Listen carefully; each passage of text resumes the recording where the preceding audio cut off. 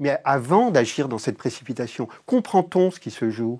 Avant de dire, comme Laurent Alexandre, qui dit lui aussi ineptie sur ineptie, qu'on est en retard, qui répète toujours les mêmes conneries en boucle, la Chine va être devant, les États-Unis vont très vite et nous on est à la traîne. Mais on est à la traîne de quoi? On est à la traîne de quel modèle de société? Un modèle de société qui vise à quantifier par des systèmes d'intelligence artificielle continuellement nos existences et à nous suggérer continuellement des offres de services et de produits supposés adaptés à chaque instant de notre quotidien.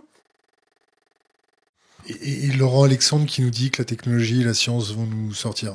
Bien sûr. Ouais, mais je ne vais pas parler de lui parce que c'est devenu un bouffon, celui-là, donc j'ai pas le temps à perdre à parler avec des bouffons.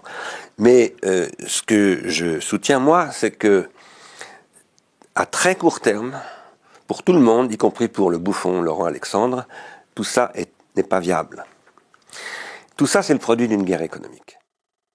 J'ouvre une parenthèse. Imaginez, je vous mets Laurent Alexandre entre vous deux. Oui. Il résiste combien de temps? Ça dépend à quoi. On essaye de l'embrasser, de le convaincre, qu'il nous paye un restaurant. Enfin, c'est quoi le défi? Son argumentaire, est-ce qu'il résiste aux choses purement terre-à-terre de la soutenabilité énergétique? Non, mais si vous essayez de convaincre un curé que Dieu n'existe pas, c'est compliqué. Donc notre homme, il est dans le postulat, il n'est pas dans la démonstration. Oui, un postulat de la loi de Moore, on pourrait dire. Voilà, il est dans le postulat. Ça progresse donc, comme ça, non, mais il est vertical. Il est dans le postulat. Donc un postulat, ça ne se combat pas, puisque ce n'est pas une démonstration. Une démonstration, ça se combat. Donc Laurent Alexandre, il postule qu'il y a des tas de trucs qui vont se passer, mais ce n'est pas une démonstration. C'est de la branlette? Je ne sais pas, il se rassure lui-même probablement, peut-être qu'il essaye de rassurer d'autres personnes. Les transhumanistes... C'est un fonds de commerce plutôt. Oui, les transhumanistes, vous savez, c'est des gens au fond qui n'ont pas de problème et qui s'en inventent. Donc c'est né aux États-Unis de gens qui ont déjà plein à manger, plein d'argent, plein de machins. Le seul truc qui leur reste, c'est d'avoir peur de mourir. Donc ils s'occupent de ça. Voilà, parce que tout le reste, il n'y a plus de problème. Laurent Alexandre, ça te parle? Oui. Je l'ai rencontré, j'ai eu le malheur de le rencontrer, ou le bonheur de le rencontrer, je sais pas.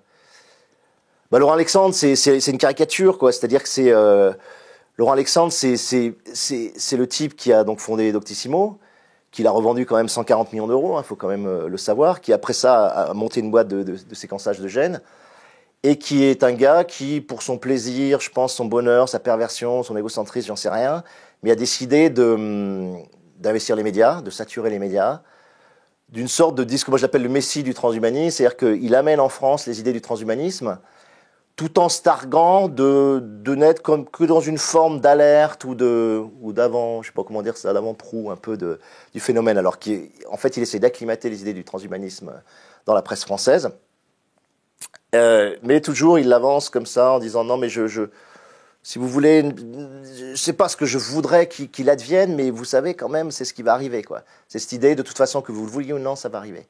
Et ça, c'est la meilleure méthode pour essayer d'emprisonner mentalement les gens en disant, voilà, je préempte le futur et je vous dis comment il va être. Donc, croyez ce que vous voulez, pensez ce que vous voulez, c'est ce qui va advenir, quoi. Et ce qu'il dit, c'est du bullshit total, quand même. C'est un gars, il faut quand même regarder ce qu'il raconte, et c'est quand même terrifiant. Il a fait une conférence TED, je sais pas si vous l'aviez suivi, où il finit sa conférence TED en hurlant devant toute la salle, il y a des gens dans cette salle qui vivront 1000 ans. Tu vois,